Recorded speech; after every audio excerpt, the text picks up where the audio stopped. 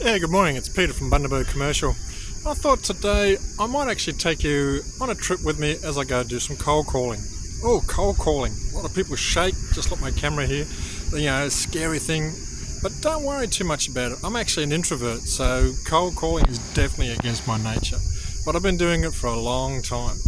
Now, what I'm going to do today is two types of cold calling. One is for clients who I haven't met before, and one is for clients who I've visited once before.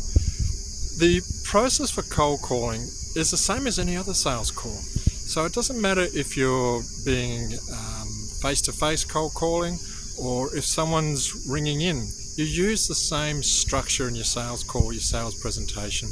I won't go into too much into detail, but a typical structure would be an introduction, then you do some fact-finding, questioning, sales techniques in regards to presentation, and then have a look in regards to overcoming objections and closing. Now, that doesn't matter whether it's someone in a retail shop who's walked in for you, or whether it's me going to an industrial complex. You still have the same sort of structure to work with.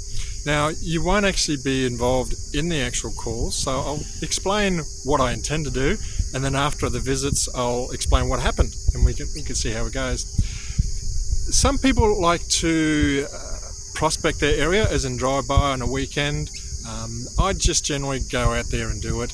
By the time someone has researched the businesses they're going to look at and gotten details, I've already done 10 or 15 businesses, so the volume works its way out. Why do I do cold calling? Essentially, if I visit 10 people, I usually get 3 conversations and maybe 1 listing or 1 sale. So for me, that's a high return rate.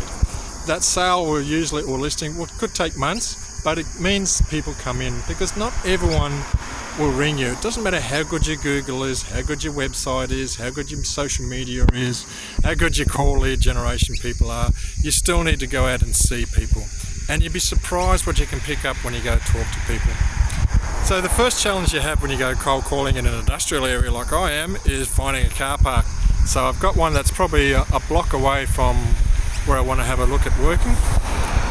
The second thing that you look at is the introduction. I just got the finger sort of popped up in the middle of the camera somehow.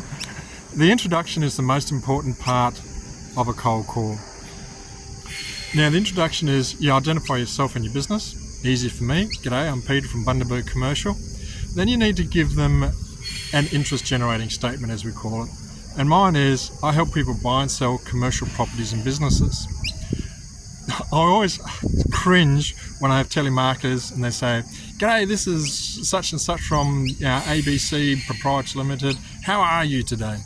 How are you today is not an interest generating statement. You need to be better than that. What saying how are you today actually does is builds up brick walls. People say, "Oh, what are you going to try and sell me?" So get out of that bracket.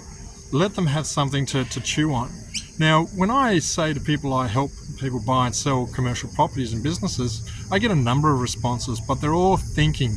They're not actually reacting. It could be anything, "Oh, what's this all about?" Or, "This is new," or, "I'm not going to be interested, but how do I get out of this?"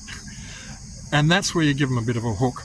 So I was looking to drop off this brochure and business card to whoever it is that is looking to retire to the Bahamas. That's a line I give quite often, and people love it. They laugh. If it's a business owner, I know straight away, "Oh no, I ain't got no intention of doing that," and suddenly I've got myself a conversation. The other aspect is you need to respect what we call gatekeepers. So you may be asking that question and it turns out that it's an admin person. You need to be respectful of them because they're the ones that got the gatekeeper. But with the card, they feel relaxed. "Oh, I can take care of this. I know how to take care of this." So they've gone from, "Oh, what do I do with this real estate agent?" to, "Oh, I know how to take care of it."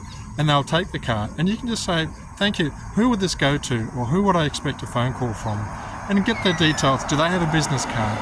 And suddenly you're at the stage of getting the details of the decision maker who you want. In regards to properties that I've been to before, you need to have a different reason. You can't go back dropping cards off again. It's very much what we call farming a territory. You need to get to know these people. So there's 2 clients in particular who I've visited before. One who, I can't believe it, actually put their property on the market without using me. And guess what? It hasn't sold. So I'm going to go back and just ask them how it's going. Can I still help them? Why isn't it selling? Just get the details on the lay of the ground.